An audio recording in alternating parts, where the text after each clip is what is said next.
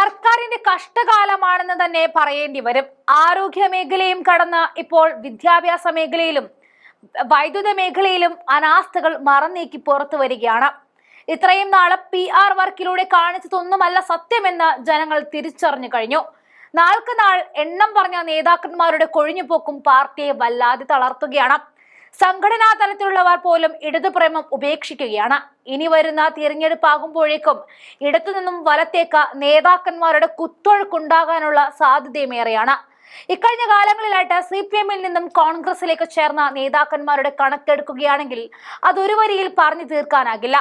ഇപ്പോൾ ഇതാ ഓരോ നേതാക്കന്മാരും മുതിർന്ന നേതാക്കന്മാരുടെ ഹുങ്ക സഹിക്കാൻ കഴിയാതെ ഇറങ്ങിപ്പോവുകയാണ്.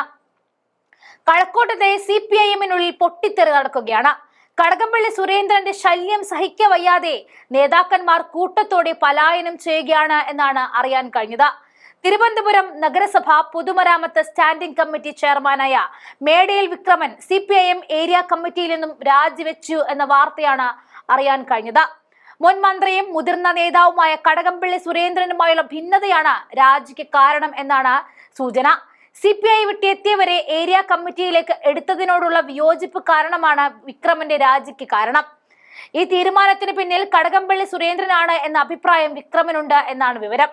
ഏരിയ കമ്മിറ്റിയിൽ പ്രവർത്തിക്കാൻ താല്പര്യമില്ല, അതിനാൽ താൻ ബ്രാഞ്ചിൽ പ്രവർത്തിച്ചു കൊള്ളാം എന്ന് പാർട്ടി അറിയിച്ചതിന് ശേഷമാണ് ഏരിയ കമ്മിറ്റി അംഗത്വം രാജിവെച്ചത് എന്നാണ് വിക്രമന്റെ പ്രതികരണം. പാർട്ടി വിടാനില്ല എന്നും വിക്രമൻ നിലപാട് വ്യക്തമാക്കിയിട്ടുണ്ട്. നേരത്തെ ആര്യ രാജേന്ദ്രൻ മേയറായിരുന്ന സമയത്ത് സ്ഥിരം സമിതി അധ്യക്ഷ സ്ഥാനത്തേക്ക് വിക്രമനെ പരിഗണിച്ചിരുന്നുവെങ്കിലും അവസാന നിമിഷം മാറുകയായിരുന്നു. ഇത്തവണ വിക്രമന്റെ പേര് വന്നപ്പോൾ എതിർപ്പുമായി കടകംപള്ളി സുരേന്ദ്രന്റെ നേതൃത്വത്തിൽ പാർട്ടി ജില്ലാ നേതൃത്വത്തെ സമീപിച്ചിരുന്നു. എന്നാൽ പാർട്ടി നേതൃത്വം വിക്രമനെ തന്നെ സ്ഥിരം സമിതി അധ്യക്ഷനാക്കുകയായിരുന്നു.